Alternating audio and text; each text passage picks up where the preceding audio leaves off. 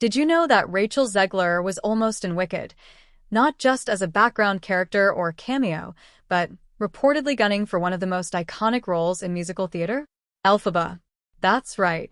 Rachel Zegler, the rising star who shot to fame with West Side Story, was quietly involved in early conversations for Wicked's highly anticipated movie adaptation. Few people knew it at the time, but long before her name was trending for all the wrong reasons, Rachel was quietly angling for a major part in one of Hollywood's biggest musical blockbusters, and not just any part. She wanted to be the green girl at the center of it all. At first, it looked like she might have a real shot. Rachel began teasing fans by uploading videos belting out "no good deed" and subtly suggesting, without ever confirming, that she could be up for the role. Her fans went wild, dissecting every post and comment for clues. Rachel knew exactly what kind of attention those songs would generate, and she leaned into it. It wasn't long before her name started trending alongside the film, even though the official casting hadn't yet been finalized. Her closeness to the Wicked project wasn't random either.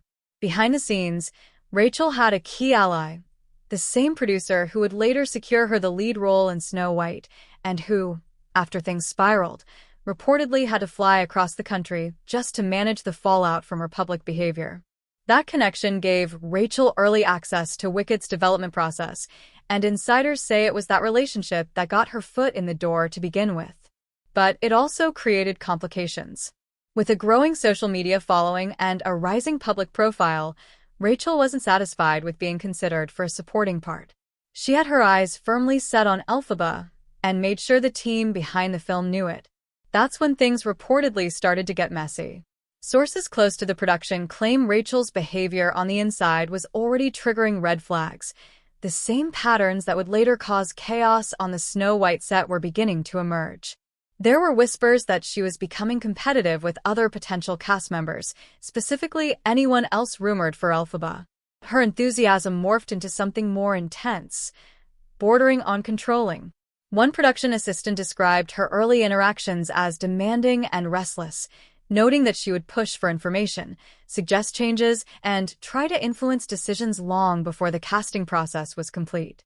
The dynamic became as complicated as her tension with Snow White co-star Gal Gadot, which culminated in an awkward Oscars appearance. Please welcome Rachel Zegler and Gal Gadot, where the two barely interacted. Industry watchers now point to that frosty moment as further evidence of Rachel's growing reputation for clashing with high-profile peers. Producers steered Rachel towards Snow White to avoid on-set tension, giving her the solo spotlight she craved, and preserving Wicked's ensemble dynamic. There's a debate that still simmers online. Was Rachel Zegler simply an assertive, empowered actress trying to carve space for herself? Or did she overstep and sabotage her own momentum? She's known for boldly speaking her mind, even when it sparks controversy. A viral clip of her declaring that she deserves to be paid every time her movie is streamed, delivered in a defiant tone, became a symbol of her unapologetic stance. To her fans, she's a symbol of modern femininity, pushing for depth in characters, challenging outdated standards, and using her voice to reshape the industry from within. But even among some of her fans, the delivery has been a sticking point. Her efforts often came across not as progressive advocacy, but as personal branding with a political edge. She was bold, yes, but not always graceful. When she teased Wicked songs online and dropped cryptic hints, the buzz was real, but so was the confusion. Instead of aligning herself with the tone of the film and its legacy, Rachel seemed more interested in stirring hype than respecting the project's natural development process.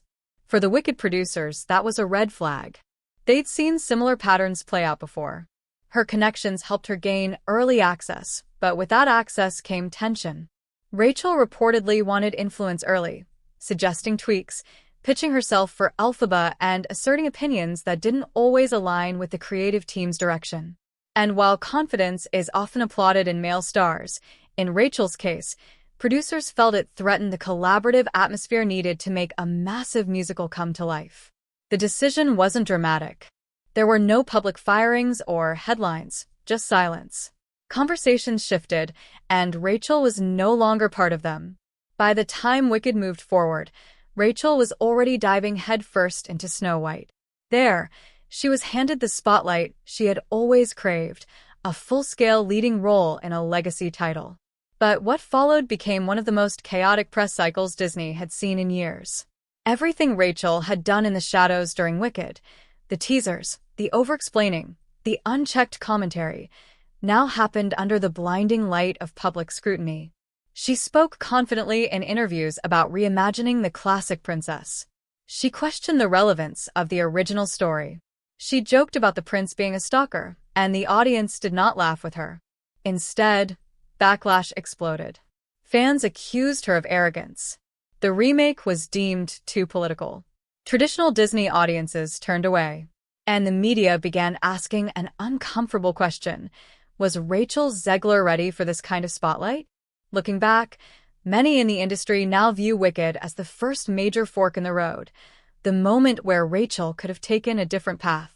One of collaboration, patience, and team-driven storytelling. But that moment passed, and the lessons weren't learned.